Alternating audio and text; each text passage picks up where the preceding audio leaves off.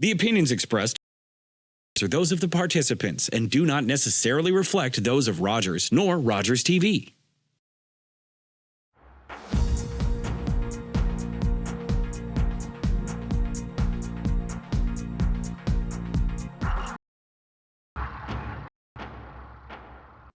Hello, everyone, and welcome to Talk Politics. I'm Debra Hutchison. Our guest this week is Oshawa MP Colin Carrie. How you doing? It's been a while since we had the opportunity to speak.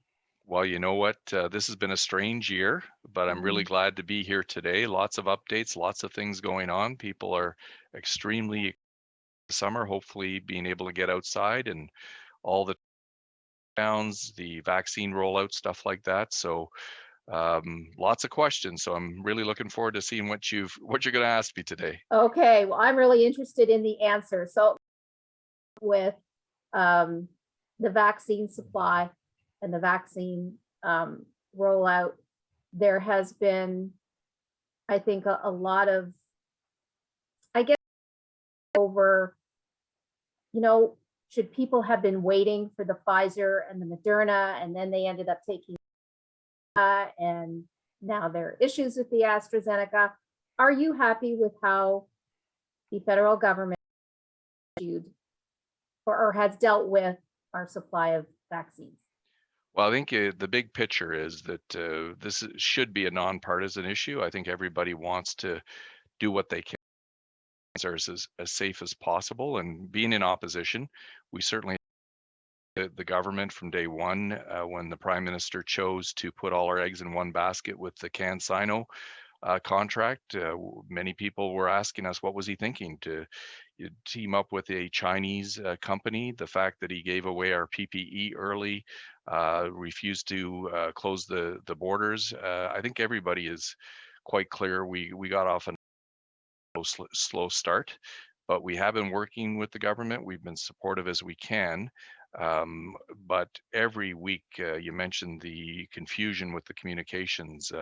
I take my calls and I get back to people as promptly as I can, and you hit the nail on the head. People are just at a point, they went from being afraid and now they're angry because confusion. Do you wait 4 months for your second shot, the AstraZeneca, with the issues with the blood clotting? If they've had the shot, can you mix the shots? And we're getting different versions of what people should do from different authorities, whether it's the public health agency, whether it's the CDC in the United States, or the manufacturers of the products. So rightfully frustrated, and we're doing our best to get the best information out to people. The federal government, I speak to many who believe that they had, we're definitely playing catch up, and that's because we don't have the ability to produce our own vaccines here. And when you ask some of the Liberal MPs about that issue, their response is, well, who was in power when that ability to make our own vaccines went south? Yep, and that's basically through conservative and Liberal governments. We've seen, as you use the term, the ability go south, but what we have to deal with is what we're dealing with today. And there was a frustrating announcement just this past week where Minister Champagne said the Liberal government's going to invest $200 million in manufacturer, but these vaccines won't be available for 2 years. And we were saying over a year ago, we need to supply, and we had to start procuring domestic supply. And again, you're bang on. We got a slow start while other countries assured their procurement. Our government went out, we bought a whole bunch, but they weren't arriving on time. And we're definitely playing catch up. I'm hearing from who are looking down at the United States, where their friends and families are attending ball games and going out and having a more normal life. And they're saying, how long for us? I'm having Canadians return homes in Florida that are fully vaccinated. They're asking questions about, wait a minute, why do I have to be in quarantine for 14 days when I come back to Canada when I'm fully vaccinated? And why am I paying for these hotel rooms when people who walk or drive across don't have to do it? So we've got confusing policy. Again, we were very quick off the mark, close the borders. And if you remember, the Liberals called us racist for even suggesting that. But in a emergency pandemic, there's certain things that are in the world's playbook, and even China shut down flights from Wuhan early domestically. So I think we should have we should have looked at that earlier on as well. So we could talk, Deborah, and I think I'd like to focus more on. And we as Conservatives, we're trying to help the government. We're giving out ideas. We have a recovery plan, the first party to have a recovery plan for the return after the pandemic, which includes jobs, mental health, the economy. These are things that Canadians are asking us to address. And we're doing our best, because at the end of the day, everybody's priority is the health and safety of Canadians. Yeah, talking about economic recovery, how long do you think it's going to take before Canada is back on its feet? I'm optimistic. There's a lot of pent-up demand. Listening to businesses, they want to open up, and but they're frustrated and they're angry, Deborah, because they've spent literally some tens of thousands of dollars, modifying their stores, investing in PPE and plexiglass. Everybody's aware that the Americans are spending, what is it, $4 trillion. The latest bill is 1.7 trillion. So as the American economy was automatically demand for Canadian. So I'm optimistic that we're going to get a good recovery. What I'm more worried about is what actually a lot of seniors are asking me about, the debt overhang.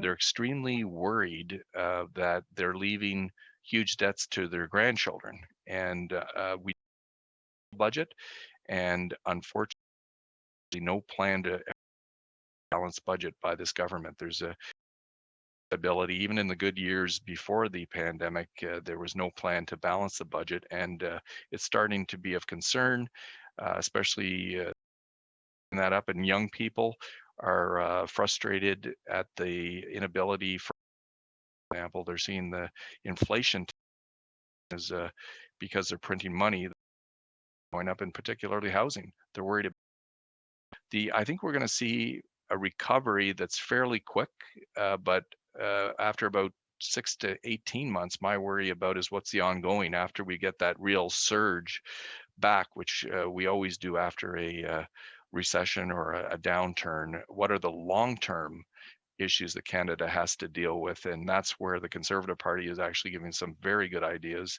as opposed to the current government. And we'll continue to give them ideas. Hopefully they pick a few of them and go with them. So the Conservative Party's recovery plan, how do you plan to deal with that enormous debt? The federal government did a pretty good job of a quick response with the CERB and with help for struggling businesses and help for struggling communities and municipalities. They had to do it. There was no choice. Yep, we were very supportive. How do you recover from that?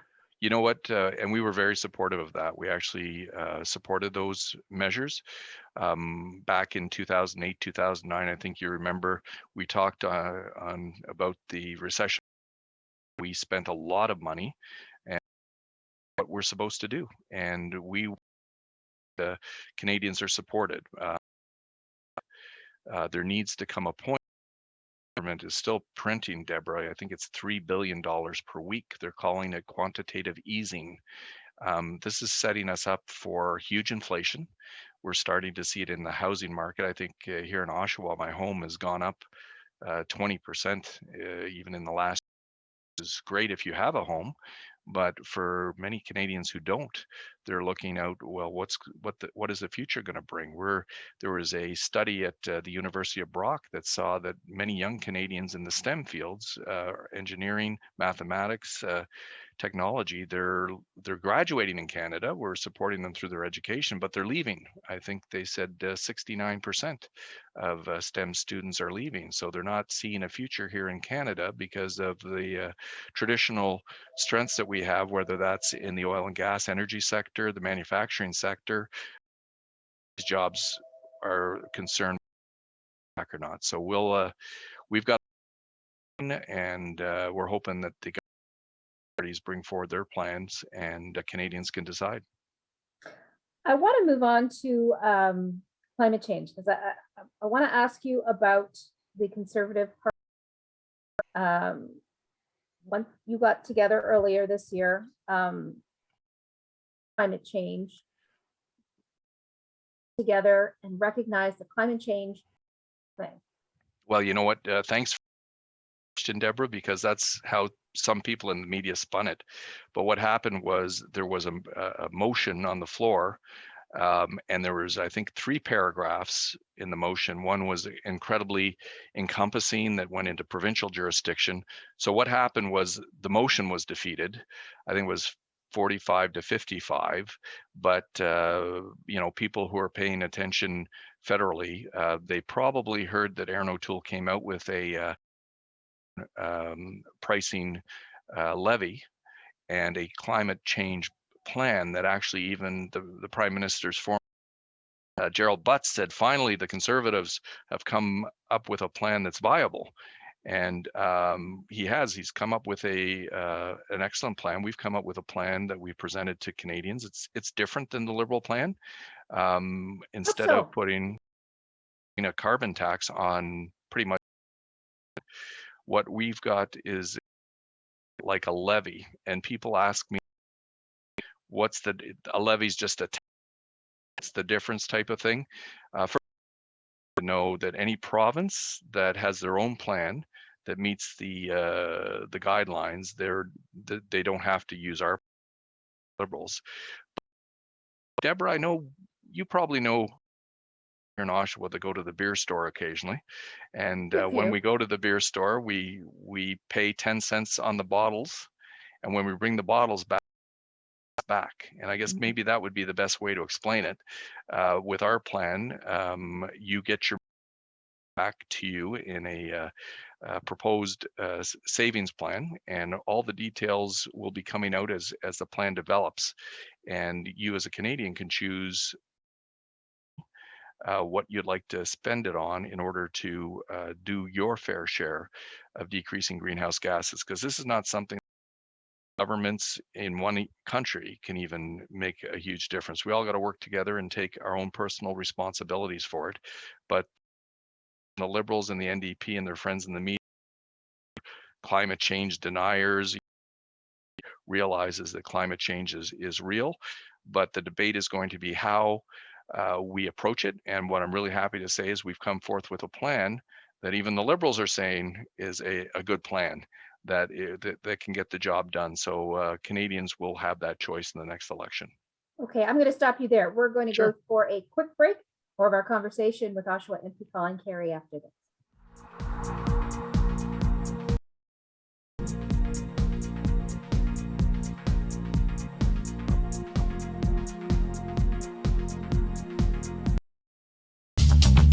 This program is brought by Night TV. Now you're in command. Visit Rogers.com for more details.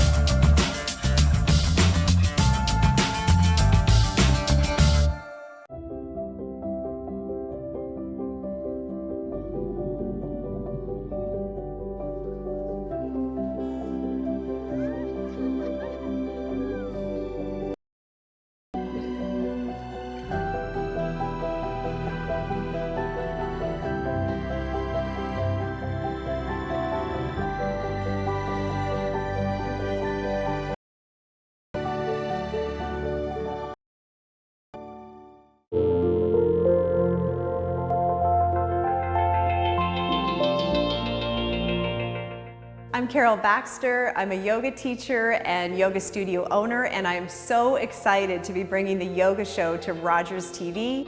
Look forward to some unique practices, some easy meditations, and some breath work to help bring you into the present moment and create inner balance and peace in your life. I look forward to seeing you on the mats. Hi, I'm Sean Lackey, and this is Sold with Sean Lackey. You should check us out if you want to find out what's going on in the world of real estate. We'll have all sorts of guests to keep you in the loop on what's going on in this wonderful world. Hi, I'm Jennifer. And I'm Allison. Coming up of the Parenting Show, we're talking about helping teens through COVID. We've got tips, we've got strategies. Only on Rogers TV.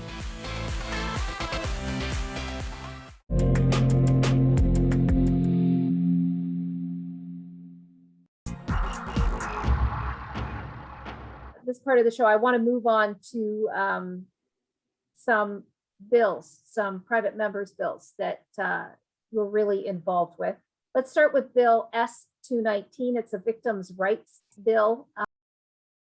Tell us what's that about and how you got involved. Where are we at in the process? Well, that's a bill that I've been working literally years with one of our constituents, Lisa Freeman. I think you know Lisa. Yes. And the horrible, tragic story how her father was murdered and how the murderer came up for parole. She had no idea. Her family was going to be close, very close, going to be released. There was no data available to her on how they made this decision to release a person on parole. That's what this bill is all about. It's for victims and victims' rights, so that families don't become re-victimized again. And I'm happy to say that last Parliament, I worked with a colleague of mine, Lisa Raitt, in the House, and we have a senator in our caucus, Pierre Boivin, introduced it in the Senate. So the good news is, and we're hopeful that it will pass the Senate. It's a nonpartisan bill. It's about giving victims more rights. We've got a lot of support, cross-party support. So it's really neat when you're able to take an initiative from a constituent in your own community and see it move through the Houses of Parliament. And I've got my fingers crossed with that one. I'm also working with Senator Salma Tulajan on a human trafficking bill that again was brought up by a constituent here. Her name's Darla, and she was trafficked, person across the border from the United States. And this bill is extremely important. Canada is a bit of an outlier as of what needs to be proven in court. And the way it is now, they have to prove that the was in fear of the perpetrator. And in many of these human trafficking cases, the victim, that the perpetrator is their boyfriend, and it's very hard to prove that. And this would align us internationally with the Palermo Protocol, that this would not have to be proven again. It's a nonpartisan bill that Senator Tulajan has agreed to put into through the Senate, and she's read that into the record, so that's on the table as well. This is an issue that I was surprised when I got involved, Debra, that along the 401 corridor, it's been horrible. I've been a strong critic of the Liberals' Bill C-75, which actually softened the penalty for human traffickers. It went from an indictable offense, where we had strong in trafficking, to what they call a summary conviction, a hybrid offense, where one might get away with just $1 fine, which we think is just atrocious. These human traffickers can make $200,000 per young woman that they're trafficking. So $3,000, we're seeing a rise in human trafficking. If you're a human and you're going to quote unquote do business in the United States or Canada, with changes that the Liberals have put in, there's no disincentive of not doing Canada versus the United States. I'm going to continue working hard on that. And the other private members bill, or it's a motion that I'm working on, is a very practical one. It's digitizing and modernizing labels on health products. So as you know, and I know, I'm getting to that stage as my glasses, I have to hold the Benadryl, so far away. But this would allow manufacturers to put a little, it's like a computer chip. It's not a chip, it's a technology on the bottle, and you'd be able to take your phone and scan it, and it would give you all the contraindications, indications. It would be in large type, or the technology that it could read it to you. And the idea with Canada being a multicultural society. Here in Canada, we have English and French, and these labels are so small, Deborah. Most people can't even read them. They don't know how Yeah, I many would to agree. take and contraindicate. So this would be a practical thing that it would be forced on industry, but it would allow the technology to move into the market. So even Indigenous languages, languages other than English and French, because we're that maybe English and French weren't their first languages. And when you're dealing with medication, it's extremely important to get it right and health. And that motion, I'm still working on it. Hopefully that gets through as well. Yeah, I would agree. Those labels are incredibly small. That's why I have a nice little magnifying glass on my phone. We all do, I think. Right? Yeah. So this private members bill on the product labeling, it would be for medication and other health products as well? Yep, things that Health Canada regulate. So it could be a food product, natural health product. But again, the labeling that we have, Deborah, is basically, 100-year-old way of doing things. And every year, Health Canada wants manufacturers to put more. But even the requirements, if you ever have those small labels and you have to peel it off because they can't even put everything, that Yeah. means now the plastic can't be recycled. So when you're talking about the environment, and one of the things we'd like to do is decrease the single-use plastics. So with different labeling, you don't have to put the sticky stuff on it that's removable, that makes it non-recyclable, and you can actually have smaller packaging and better packaging if you were able to go into a digital form. It would also be safer because any recall tracked through blockchain. So everything from the ingredients that initially go into it, if there's any recalls, people can make sure that they get noticed on their phone. And you'd still have the basic labels there that people technically advanced can still see. I think this is the future, and it's just so I'm looking forward to getting some feedback. So quickly, let's just here. So your victims' rights private members bill with Lisa Freeman. You said it's now in the Senate. What's the timeline? Like we're not sure. I think you realize Mr. Trudeau made change in the Senate, and unfortunately things are not moving through there as efficiently as they used to. Hopeful. It depends how much longer it's going to go on. You hear rumors all the time that Mr. Trudeau wants to have a pandemic election. Just so you know, I've surveyed Oshawa, and very few people in Oshawa want to go to an election during the pandemic. They want to get out of it. And if that's the case, I'm optimistic that it'll get through the process. Same with the human trafficking one, and maybe the one for labeling, because these are nonpartisan issues. I think I've got good support across the aisle. It's just a matter of if the government will take time to schedule them, because they're in control of what bills get put in and of scheduling those bills. So we're hopeful, but at least if it doesn't go through this time, we'll make sure it goes through next time. Yeah, you're tenacious. You keep at it. Keep don't you? at it. Yeah, absolutely. Right? Yep. Let's also talk about Bill C10. There's been a lot in the headlines about C10. Your leader, Aaron O'Toole, has called it a direct attack on free speech. How so? Yes. Well, what the Liberals are proposing under the guise of protect artists is powers to the CRTC, which is the regulator in Canada, that they would, for example, a YouTube channel. So they would decide if you're now a commercial entity. A lot of Canadian innovators, they make their money on the internet, and if they don't like what you're saying, Deborah, they'll shut you down. And we've seen a lot of this cancel culture, censorship, and frankly, people in the media. I know Michael, the chair in Canada for the internet, and the research through the internet, is incredibly aghast. I forget the word he used, but that Canada would actually go down this route. My political friends say, well, Trudeau did say he admires the basic dictatorship of China, but for through, is on free speech. It's just the way that the government now can control what's up on the internet.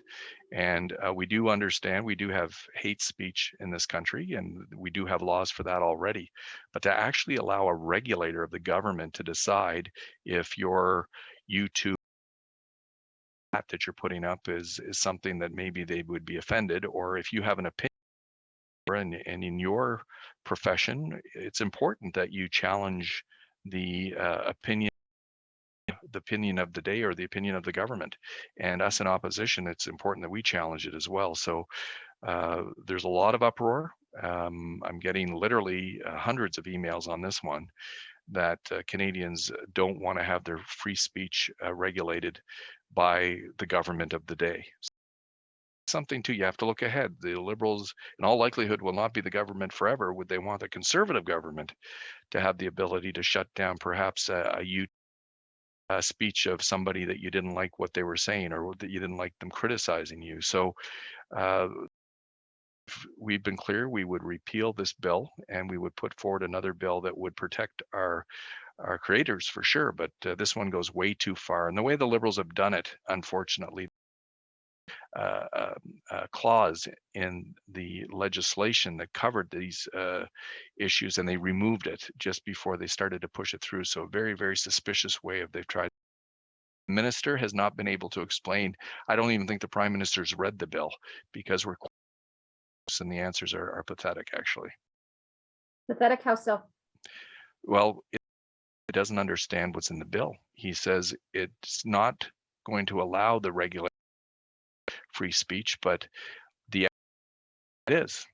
So what is it? And we recently had the Justice Minister in front of committee and the Heritage Minister in Canadian testimony right on the tape of their appearance before committee, and judge for themselves.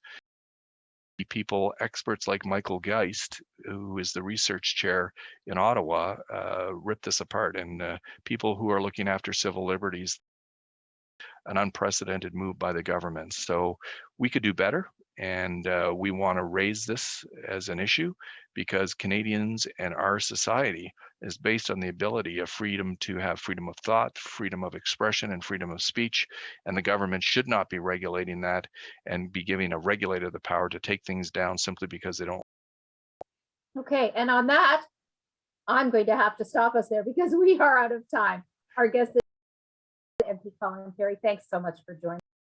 Thank you for having me. Okay, and thank you as well. Until next time, I'm Debra Hutchison.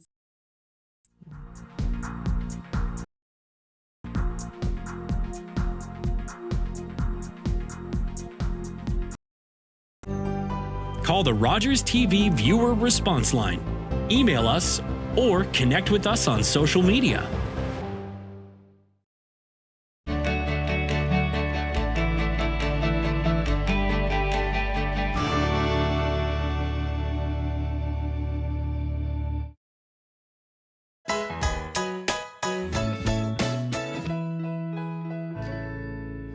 As the first ever winners of the Epic Mac and Cheese competition hosted by Durham College, we're here to show you how to make the award-winning recipe. Today we decided to use ziti noodles, but you can substitute it for any other type of pasta. So in order to make the sauce, you're going to need flour, butter, milk, and a little bit of mustard, and of course the most important ingredient, a little bit of Munster cheese. So first we're going to saute off some onions and garlic. After that we're going to add the margay sausage. At the very end, we're just going to add the green onions, roasted red peppers. What makes it spicy is the cayenne pepper and the red pepper flakes. And now we mix it all together.